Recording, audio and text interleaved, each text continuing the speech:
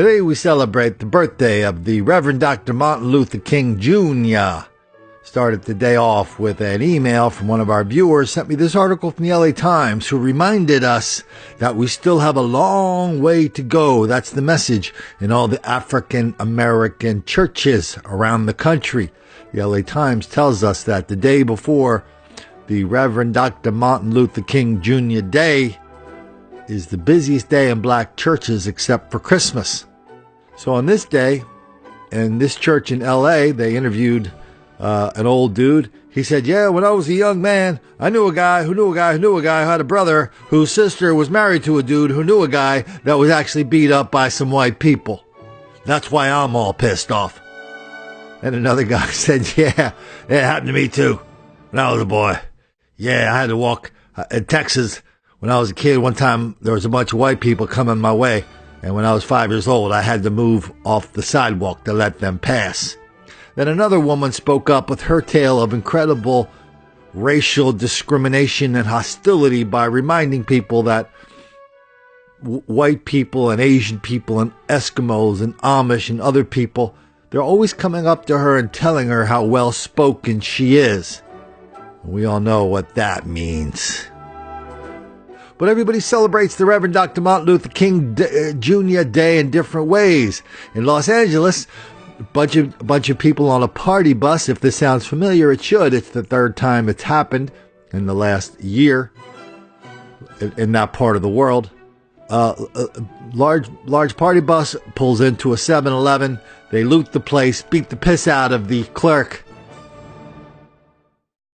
Except this time, they actually caught the people. Back here in the Southland, people from a party bus allegedly ransacked a 7-Eleven in Huntington Beach early this morning. Then police say two of those partygoers attacked a clerk. CBS 2's Joy Benedict is live in Huntington Beach this morning with a breakdown of what happened. Joy.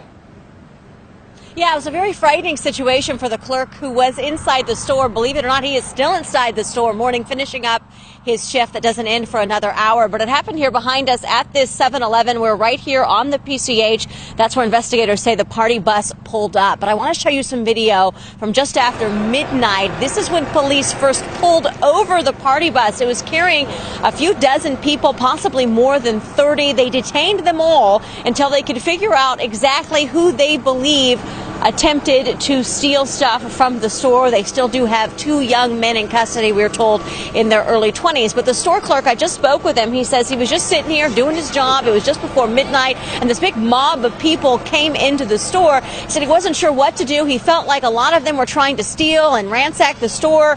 He went and stood in front of the door, and that's when we were told a couple of the guys shoved him out of the way and then ran and got on the party bus, and the party bus driver drove away. Police pulled up behind him not too long time after that. The party bus driver did pull over.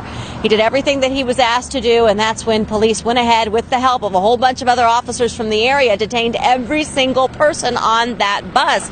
As for who this bus was, who was on it, where they're from, all police know is that it was coming from somewhere in the Los Angeles area. It was down here, going through the bars here along the PCH. Two individuals, as I said, are in custody this morning. The clerk tells me he's okay. He's a little shaken up, but he's thankful that it turned out the way that it did. Now, I swear to you, this is true. I was watching this story. I let it run for a while. I looked up, and there was this picture with this story and that headline, Party Bus Robbery. There's a picture of the Reverend Dr. Martin Luther King Jr., who went to school about 10 miles from here, by the way, holding his hands up.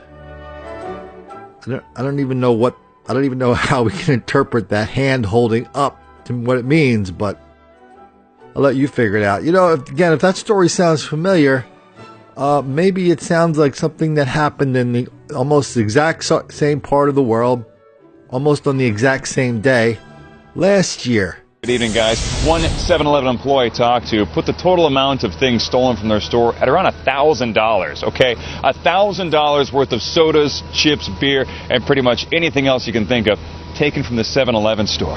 As the saying goes, what happens on the party bus stays on the party bus. But when that party moves off the bus, there can be some serious problems. Now, 2 people are under arrest, and dozens more could face criminal charges, all for getting rowdy inside a 7-Eleven. It's all fun and games until you and 80 of your friends rob a convenience store. This is crazy. That's what got this large group of people in trouble. Huntington Beach police say approximately 80 of them were on a party bus and stopped at this 7-Eleven on Pacific Coast Highway. The mischief began around 11 o'clock. A couple dozen of the partiers got off the bus and went into the 7-Eleven convenience store. What happened next is being described as a mob-style strong-arm robbery. That's pretty crazy nowadays, especially with a party bus with 80 people. Witnesses said the partiers were taking anything and everything they could grab in the 7-Eleven and run out with. That's one way to keep a party going, huh? Yeah, for sure. Some in the group got physical with the severely outnumbered store clerk and pushed him out of the way. What do you think was going through these guys' heads? Any idea? They probably had a little bit too much to drink, I would think. The partiers soon got back onto the bus and drove off. Of course, it's not hard to find a party bus on a road. Rather than a needle in a haystack, it's more like finding a cow in a haystack. They stand out. Law enforcement stopped the bus a short while later. A huge band of officers swarmed the area to deal with the 80 partiers. All of them had to be interviewed, searched, and checked for things like arrest warrants. A search of the party bus turned up a total of 7 handguns. All 7 of the guns loaded as well. 2 of the partiers were arrested for robbery. I'm glad no one was hurt. I know the guy that works here, super nice. I've been in here. I come get hot chocolate all the time. So we're just thankful that we didn't come last night. Really, listen to, I don't even have to tell you guys this anymore, but listen to how this reporter is constantly marginalizing this event where large groups of black people go into a 7-Eleven, rob it, they grab their guns, there's 7 loaded guns, people are robbing it, assaulting people. And listen to how he describes the mischief. Listen to how he describes the incident. Listen to how what is missing is any kind of indicator of what something really serious just happened. Out in Chicago, they celebrate the Reverend Dr. Martin Luther King Jr. Day a slightly different way, but really more the same than different. The stores in the Loop now are being targeted for large-scale black mob violence and criminality on a regular basis, and the cops have all gotten the message from Kim Fox. Don't bring your weak-ass misdemeanor shoplifting charges into this office because we know catching black people shoplifting in the Loop, all you're doing is criminalizing black people and taking away their future. I mean, that's what they say. That's what they say. Nobody's hiding this. This is not Colin going, hey, I think I know what they're thinking here. I have privy to what's going on behind closed doors. No, they just had an election.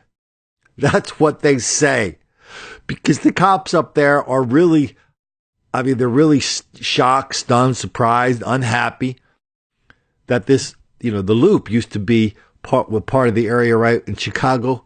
That's where the rich people are. The Magnificent Mile, that's where all the nice stores are. That used to be kind of off. That was a no-go zone for the criminals. Not anymore.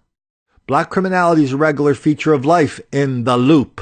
At a popular clothing store on State Street, thieves are punching, shoving, and even spitting on employees. They said they've reported the problem, but they're still waiting for help. I can no longer keep my staff safe because I can't keep myself safe. And I don't know what to do. Zumi's store manager Taylor Collins tells me she's had enough. The popular skateboarding clothing store has been a target for thieves since it opened in 2015. But she says that now things are getting worse. There have been knives, there has been girls spitting on us, there has been men throwing drinks at us, taking my female sales associates and throwing them into tables. She's recorded 28 incidents in just the past 60 days. And it's not just theft, it's battery too. It's just starting to escalate and the violence is now getting worse. Chicago police confirmed to me at least 6 of the incidents where police reports were made. They often involved groups of young people, both men and women, and usually took place in the late afternoon or early evening. Collins says she's gotten little assistance. This comes with the territory, is what I've been told word for word. And it shouldn't. And it's not just this store. Collins said she's hearing the same reports from employees at several clothing stores along State Street. Just last week, this woman, 23-year-old Takaya Herbert, was charged with robbing a State Street department store twice in the last month, armed with a stun gun. Collins says she makes the reports, but little is done to hold the suspects accountable. Now she's asking for increased police presence on the street. I feel like the city of Chicago and the Chicago Police Department haven't come up with a solution yet for these ongoing problems. We reached out to Chicago police for a response. CPD would only tell me that these cases have all been assigned to area central police detectives who are actively investigating what happened. Collins worries that in the meantime, the problem will only get worse. These situations, I'm afraid, are going to continue to escalate. Out in Fremont, California, they celebrate the Reverend Dr. Martin Luther King Jr. Day the old-fashioned way, with some black argy-bargy down at your local shopping mall. At 6, punches and pizza. Cell phone camera rolling on extra-large violence breaking out at a parlor in the East Bay. The news at 6 starts right now. Good evening, everyone. Thank you for joining us. I'm Terry McSwaney. Well, the fight unfolded in a family-friendly restaurant right in front of children and took police more than 2 hours to break it up and get people to settle down. NBC Bay Area's Tom Jensen is in Newark tonight. He's got the details of this brawl. Tom. And Terry, it started over accusations that someone stole another person's iPhone. It went on for a long time. 2 large groups of people fighting for more than 2 hours, and as it turns out, the phone was just misplaced. And look at the video. It was crazy, according to the man who shot this video, who I talked to earlier today.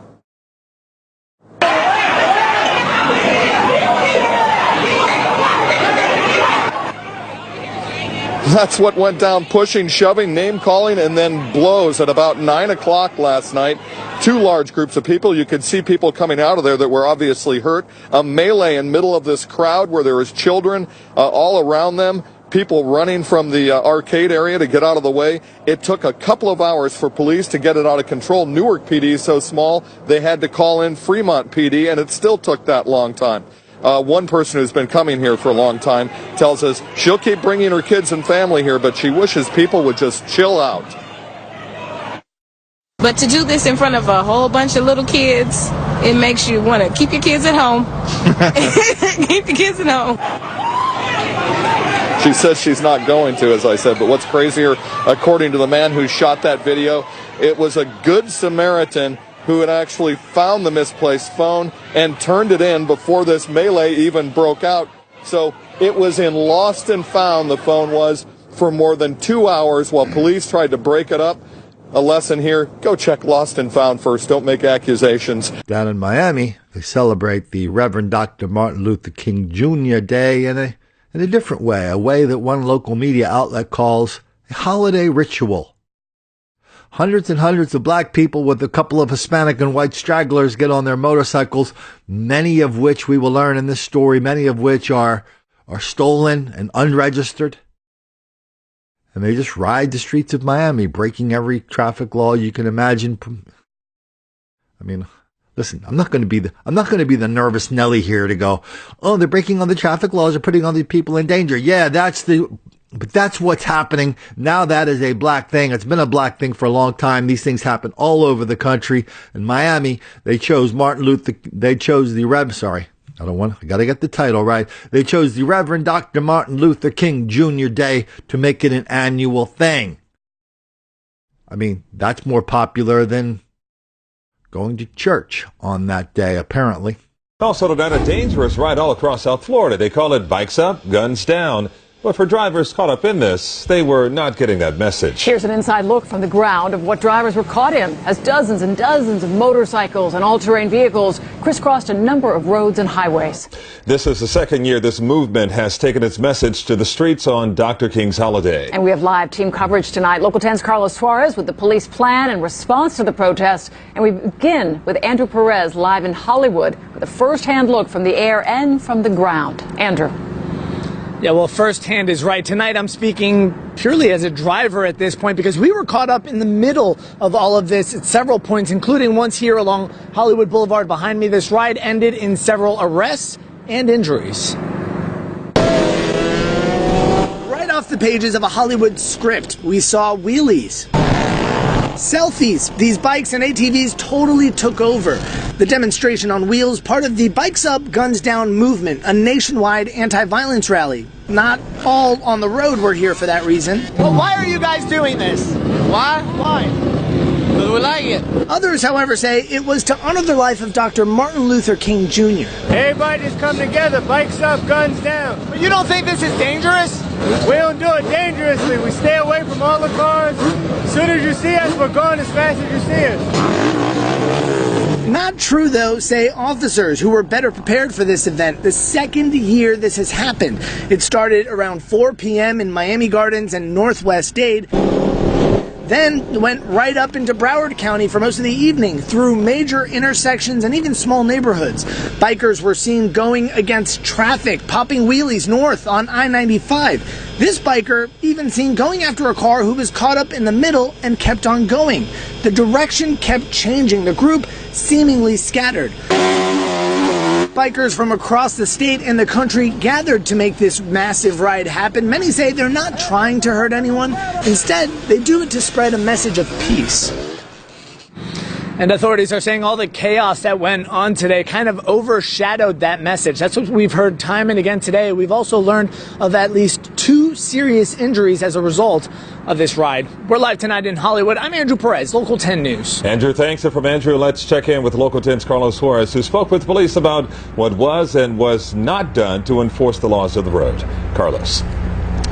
Calvin, police officers found themselves at several gas stations across South Florida, including the one behind me. They went after riders who'd stopped to fuel up. Tonight, we know that several arrests have been made, including in the city of Miami, Northwest Miami-Dade, and in the city of Hollywood. Faced with a daunting task, police departments from across South Florida tried their best to stop riders. No sooner would a line of bikers spot the men in blue when the group changed course. And just like a herd in the wild, the straggler was caught. I actually just came out here to ride on my own and promote the sport. And that's it, man. Show them that you can make these things street legal. And you can ride them just like if it was a regular street bike. As was the case last year, the safety of others outweighed the rebellion of a few. Officers instead focused on gas stations where they figured riders would fuel up and police could safely move in. Late Monday, dozens of dirt bikes had been confiscated and tickets handed out. You have to balance these things very carefully. You don't want to create a worse situation. If we go to stop these guys and they flee, and now you cause them to run into that poor family that just happens to be coming along, now you've created a worse situation than the one you were trying to avoid. These boys loading up. Riders who showed off their talents on social media also showed others getting ticketed or arrested. Police say a majority of the bikes that were impounded were either stolen or didn't have a tag. We haven't taken a lot of people to jail, but we certainly are taking the bikes because they're not legal to have on the streets. You know, sometimes we find patterns inside of patterns. So we just noticed these, 5 examples of large-scale black mob violence connected to the Reverend Dr. Martin Luther King Jr. Day. Did you see any patterns except the fact that it was a bunch of black people committing all the violence and a bunch of reporters who were in denial, deceit, delusion about it? See any patterns inside that? Let me ask you this. Did anybody get arrested in any of these incidents, these scuffles, these minor affairs? Well, but that first incident with the bus, we have 50 people go into the store and loot it. And by the way, if you're planning on doing something like that, this is our great attorney, Carl Jogger, can speak more to this. But if you have a bus full of people and all 50 go into a store and loot it and beat the person in there, that takes it to a whole new level. If you're conspiring or planning to do something like that. If you want to tell me that 50 people ended up in that store just by accident, they all accidentally did that and there was no plan involved, okay, I'll say, well, okay, whatever. But nobody got arrested. 2 people got arrested out of 50. Then the year before, the same thing. 7 people had guns. How many people got arrested? 1 or 2? And where do we go next? We go out to the pizza parlor? No, we go to the Loop. There were 60, in the last 60 days, they had 28 examples. But we saw from those reproduced police reports that some of these examples involved 2, 3, 4, 5 people. So we get 60 So we get 60 days, 28 examples involving multiple people. That's, say, 60 people. How many people were arrested? 1, 2, 3? I mean, of the 28 examples, he only reported 6. 1 out of 5 of these large-scale episodes of black mob violence are reported. What about down in Miami? Hundreds of black people rampaging through the streets, creating incredible danger for themselves and others. And the guy from the police department gets on there and apologizes for having to just take some bikes off the road. Oh, they were stolen or they were unregistered. But we didn't arrest anybody, so don't worry about that. No, we didn't take anybody to jail. Because in Florida and Miami, you can just ride stolen bikes around and give them over to the cops and go, hey, man, I didn't know it was stolen. Sorry about that. Nobody was arrested? Okay. That is what it is. Now comes the New York Times from a story over the weekend. They're talking about the decline of urban crime. And they go on and on about, well, what's all this urban crime decline all about, and who should we congratulate? All the while in Baltimore, they're looking into the camera and saying, our city's out of control. Chicago, they're looking into the camera saying, our city's out of control. In Wilmington, Philadelphia, Milwaukee, Cleveland, they're looking into the camera. These are city officials saying our city's out of control with black criminality. And all the city and school officials all over the country are saying the same thing. Our schools are out of control with black criminality.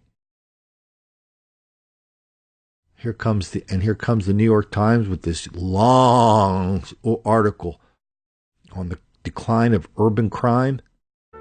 And not once in the article could the guy shoehorn one mention in there about witness intimidation, stitches for snitches, Bronx juries, stopping the cradle-to-prison pipeline, where the stated goal of city officials all over the country now is to arrest fewer black people. It's called criminal justice reform.